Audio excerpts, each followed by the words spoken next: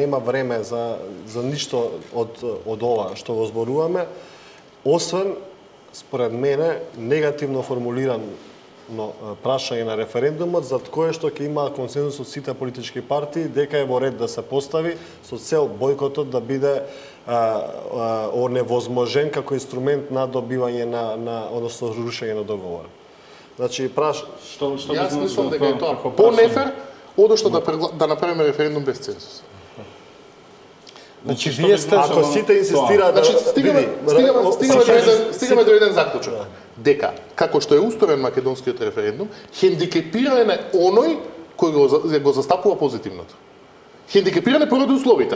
Дека тој има двојно потешка задача од оние, од одна страна која е не. Петар, така е, меѓутоа Мицковски само што каже експлицитно дека све надвор задолжителен референдум нема да поддржа. Значи следствено ова е тешко да се изведе, инаку се согласува.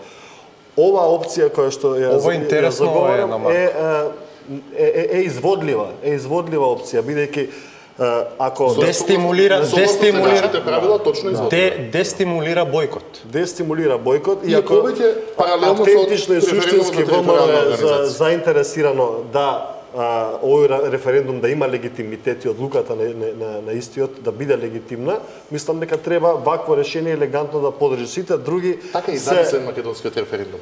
Товарот на докажување да биде на оној кој сака да произведе правно дејство. Така е, но очигледно се злоупотреби наназад од локалниот за ГТЦ преку територијалната и знаеме сите како се го изиграа политичките елити.